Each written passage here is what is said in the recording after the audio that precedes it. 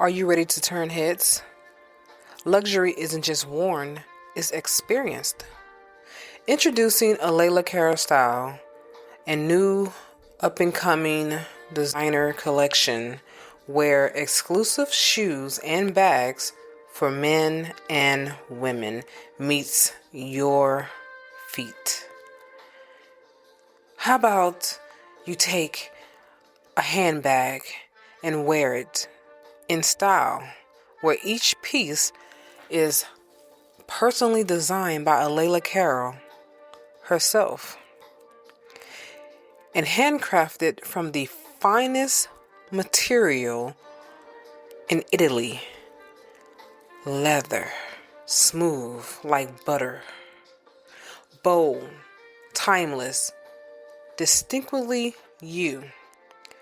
Step into true elegance and make your mark with a Layla Cara style where confidence meets craftsmanship.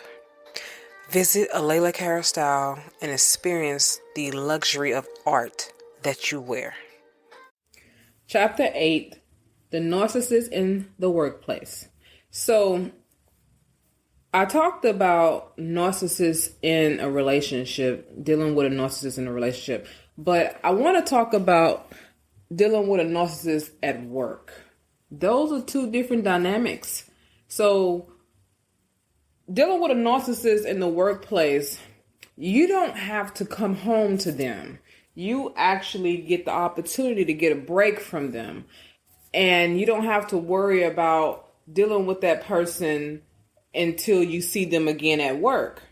But, it still can have an effect on you when you dread to go to work because of them, or because when you're at work and you're not able to do your job effectively and efficiently because of the fact that you're constantly dealing with a narcissist who's always hanging over your shoulder or coming up with ways to get underneath your skin or being bossy and very controlling. It's okay to be a boss, but to be controlling, that's completely different. So I want to talk on that. And this is Chapter 8, The Narcissist in the Workplace.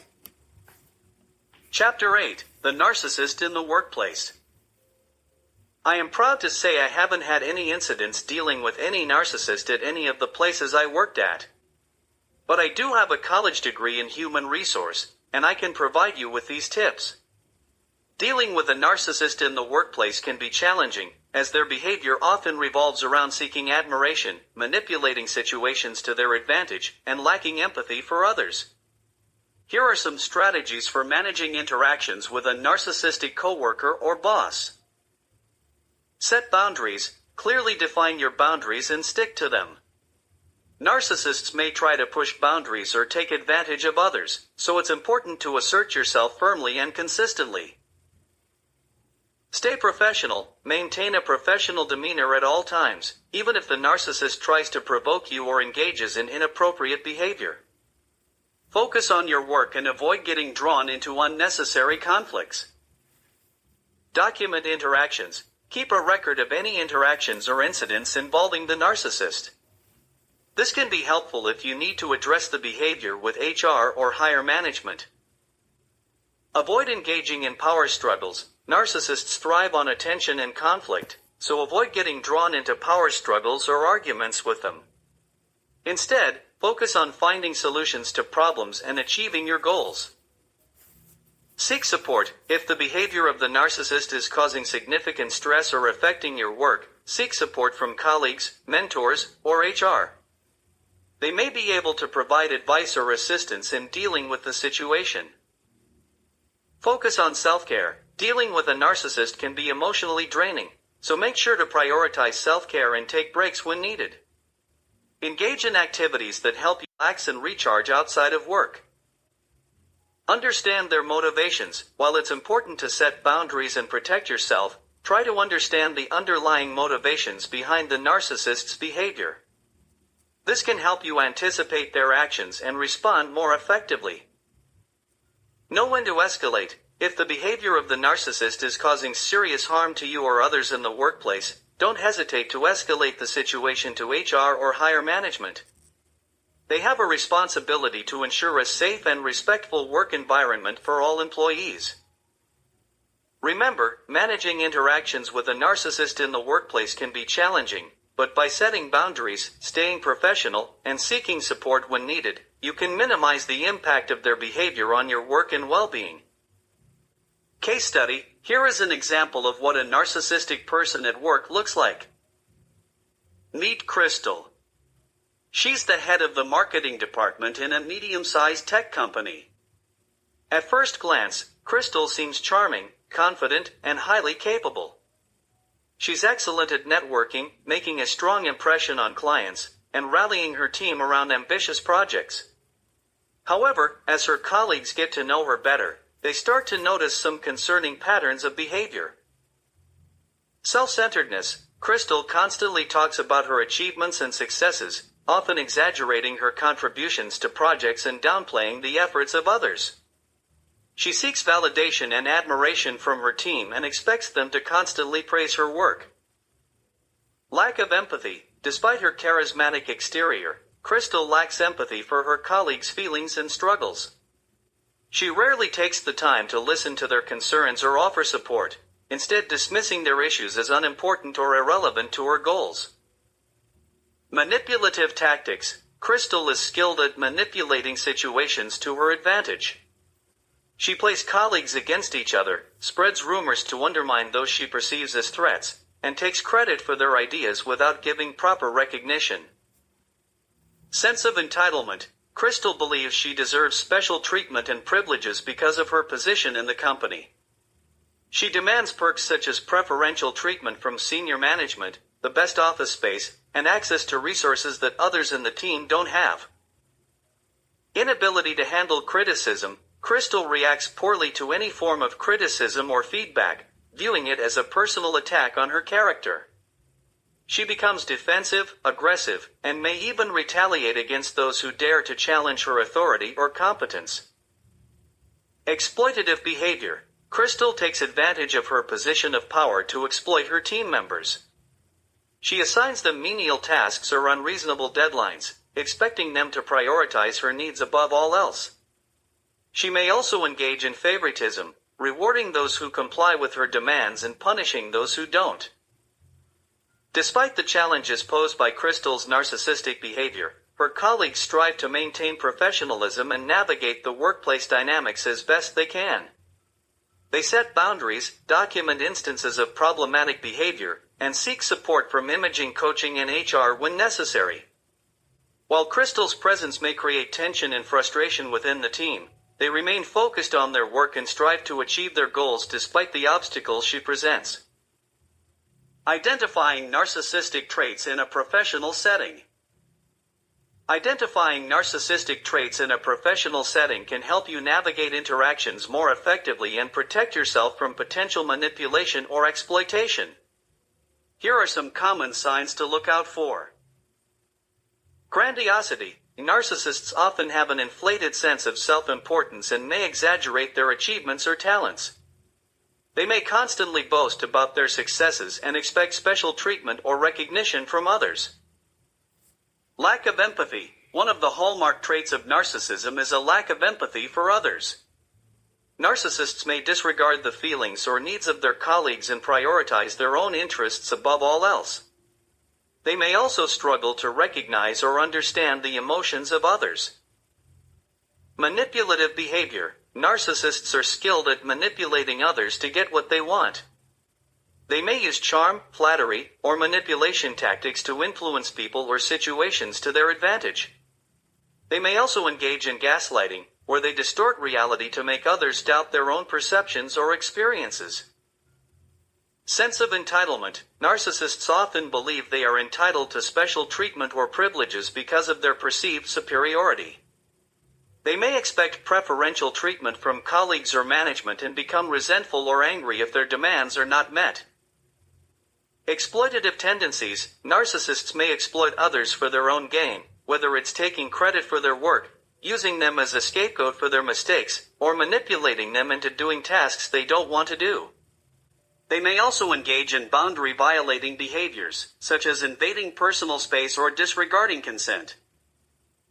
Difficulty handling criticism. Narcissists have fragile egos and may react poorly to any form of criticism or feedback. They may become defensive, dismissive, or aggressive when confronted with their mistakes or shortcomings.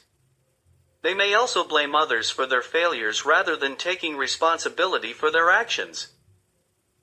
Attention-seeking behavior. Narcissists crave attention and admiration from others and may go to great lengths to get it. They may dominate conversations, interrupt others, or engage in attention-seeking behaviors such as boasting or exaggerating their achievements. Pattern of broken relationships. Narcissists often have tumultuous relationships with colleagues, as their behavior can be off-putting or alienating. They may struggle to maintain long-term friendships or professional connections due to their self-centeredness and lack of empathy. By being aware of these signs, you can better identify narcissistic traits in a professional setting and take steps to protect yourself from potential harm. Keep in mind that not everyone who displays these traits is necessarily a narcissist, but recognizing these behaviors can help you navigate workplace dynamics more effectively. Strategies for dealing with narcissistic colleagues or superiors. Dealing with narcissistic colleagues or superiors requires a combination of tact, assertiveness, and self-care. Here are some strategies to help you navigate interactions with them. Set boundaries. Establish clear boundaries with the narcissistic individual and stick to them. Clearly communicate your expectations and limits regarding their behavior and be firm in enforcing consequences if they overstep those boundaries. Remain professional. Maintain a professional demeanor at all times, even if the narcissistic person tries to provoke you or engages in inappropriate behavior. Focus on the task at hand and avoid getting drawn into unnecessary conflicts or power struggles. Document interactions. Keep a record of any interactions or incidents involving the narcissistic individual. This documentation can be helpful if you need to address the behavior with HR or higher management. Focus on solutions, not personalities. When working on projects or resolving conflicts, focus on finding solutions rather than getting caught up in the narcissistic individual's personality traits. Keep the focus on the task at hand and maintain a constructive approach to problem solving. Seek support. If the behavior of the narcissistic person is causing significant stress or affecting your work, seek support from trusted colleagues, mentors, or HR. They may be able to provide guidance, offer perspective, or intervene if necessary. Manage your reactions. Narcissistic individuals may try to provoke emotional reactions or manipulate others through their behavior. Practice emotional self-regulation and refrain from reacting impulsively to their provocations. Instead, respond calmly and assertively. Use assertive communication. Assertive communication involves expressing your thoughts, feelings, and boundaries in a clear and respectful manner. Use I statements to assert yourself without being confrontational and maintain a confident posture and tone of voice. Focus on self-care. Dealing with a narcissistic individual can be emotionally draining, so prioritize self-care to maintain your well-being.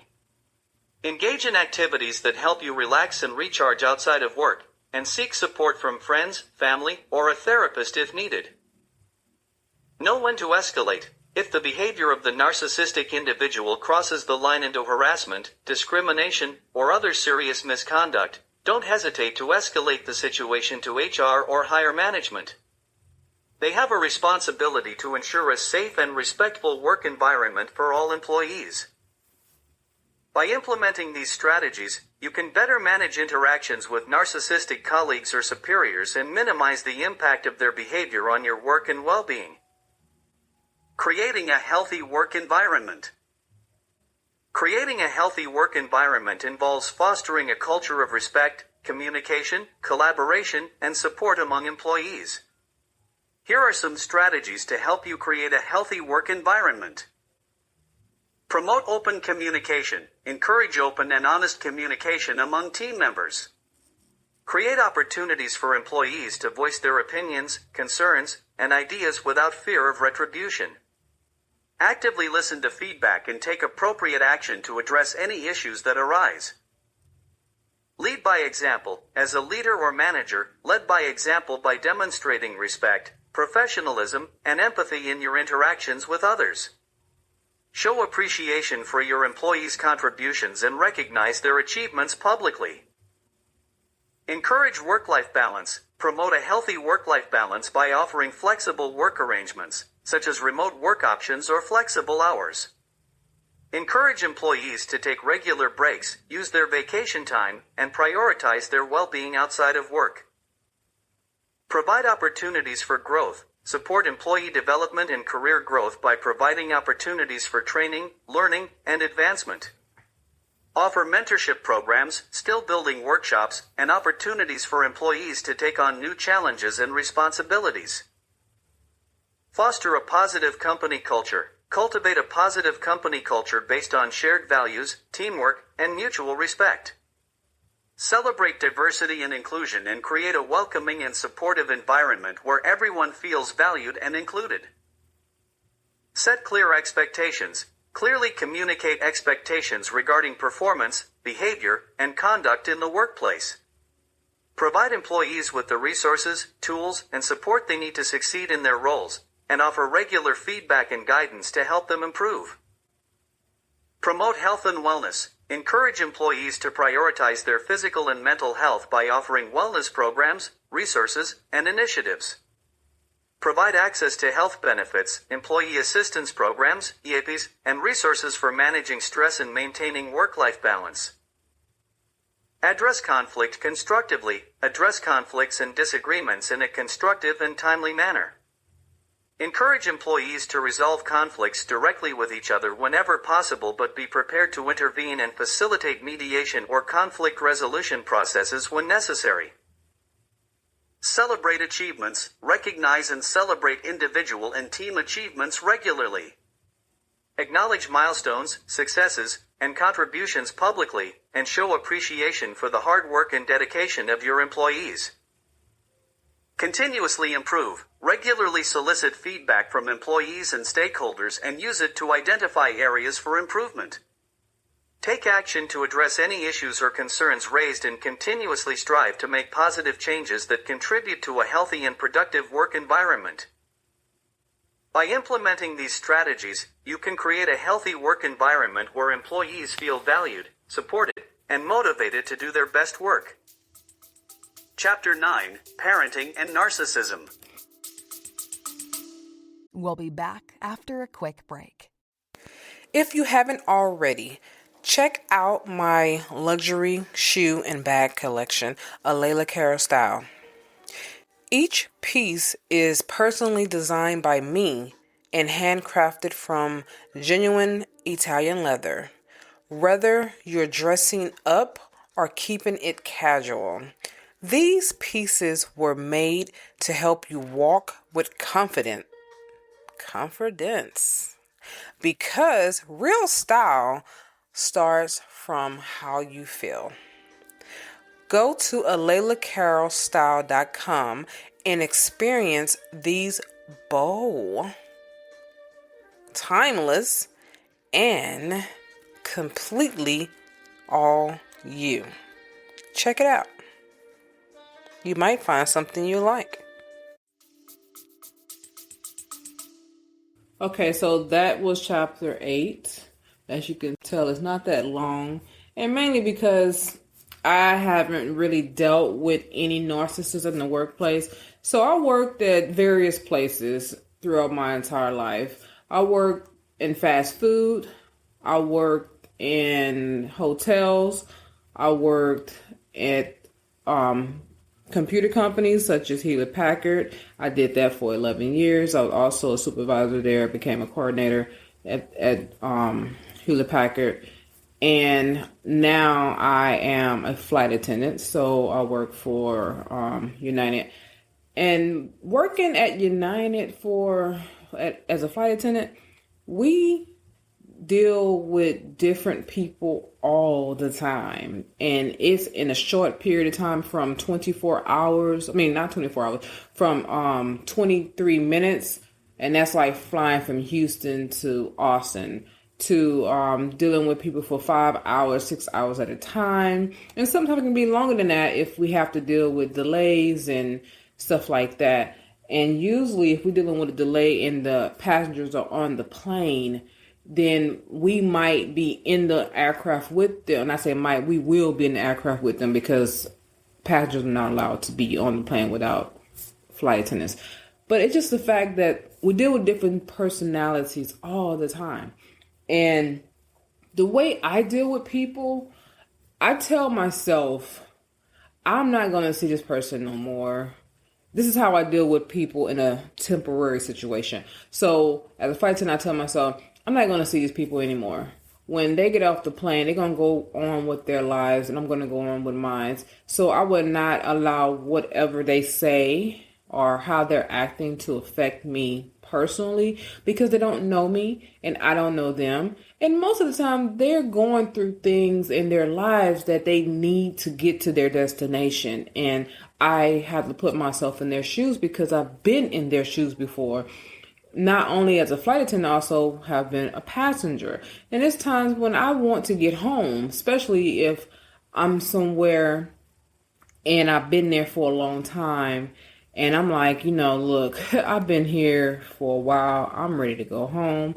We're finally boarded and ready to go. And then now something happened. But I have to also tell myself that, hey, I'd rather be on the ground with a problem than to be in the air with a problem. Because if you are on the ground with a problem, then you're safe. You can solve the issue or be able to walk off the plane with your body intact.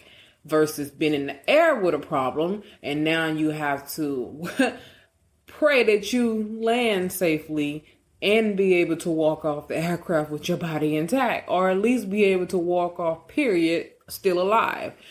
And people, they get frustrated and they be angry. I had one passenger who got so angry because we had to cancel a flight. Oh, he was so mad. He got in the other flight attendant's face talking about it was her fault, and he spit on her. And this is before COVID. So either way it go, doesn't matter. That's an assault, because you're spitting on someone and you carry all types of bacteria and disease in your body.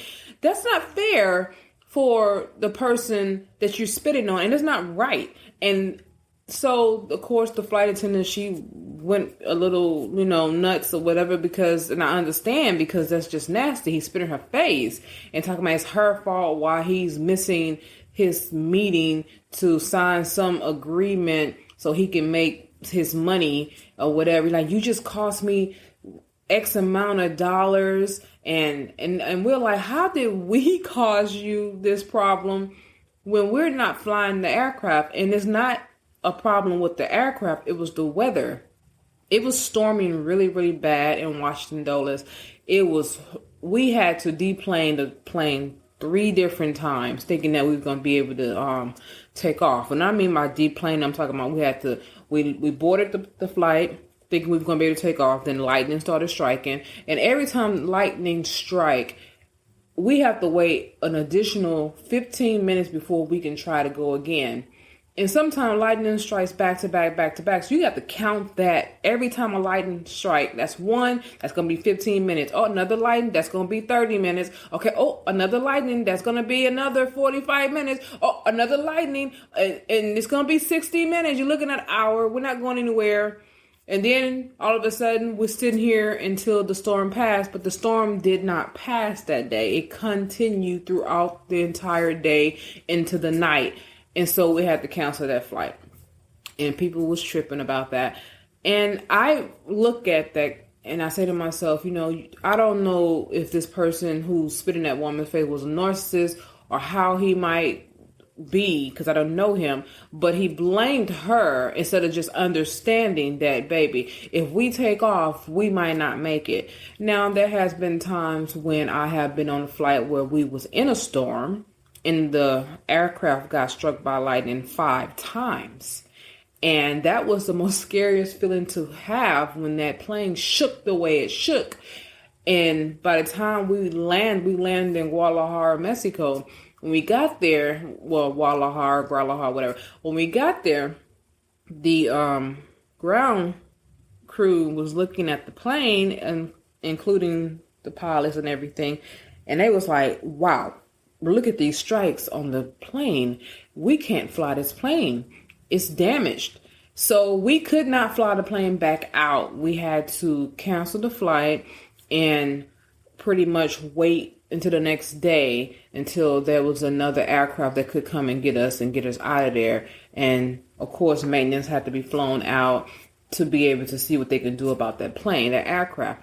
But just dealing with people, it's difficult as it is. And I know when my profession, what I do as a flight attendant and as a life coach, I know that it's not easy dealing with people with multiple personalities. When I say multiple, you might have a person who one day, you see them, and when they come in, they have this personality like everything is all great with them. And then as time goes on, the hours change in the day, they start being belligerent and a little different. That's different. That's something dealing with a disorder that they need therapy for. But dealing with people who can literally control their actions and control their moods by thinking better thoughts or seeing things in a different way, in a different light, that's where you as an individual have to come in and say to yourself, like, look, I can't put myself in a situation dealing with a person who's choosing not to do the right thing, or who's choosing not to be understanding. Because that's what it all boils down to, is being understanding. And people don't really care to be understanding anymore. In their mind, they're like, I want what I want when I want it, and that's just the way it is. And if I don't get it the way I want it, and then they have a hissy fit, or they have some type of problem that they put off on you instead of being held accountable for their actions. So I kind of hope that this helped you guys. I hope this helped for those of you who are dealing with narcissists in the workplace. Now, we're going to talk about narcissistic parenting. I have had some flight attendants on the flight that I have flown with that have talked to me about dealing with narcissistic parents. And, oh boy, I got some things to say about that. So stay tuned to chapter 9, which is the next podcast. Are you feeling overwhelmed and exhausted by stress? Introducing Stress Management with Imaging Coaching, your ticket to a calmer, more balanced life. In this journey you will be taking with us here at Imaging Coaching, we'll equip you with powerful techniques and tools you can use to conquer stress, regain control, and transform your life. From deep breathing exercises to mindfulness practices, you'll discover the tools to relax your mind and body. Come join us on this transformative path and unlock a world of inner peace and resilience. Don't let stress hold you back any longer. Take charge of your well-being today with Imaging Coaching, your stress management team. Discover clarity. Defeat stress through Imaging Coaching at imagingcoaching.com, at imagingcoaching.com, at imagingcoaching.com, at imagingcoaching.com.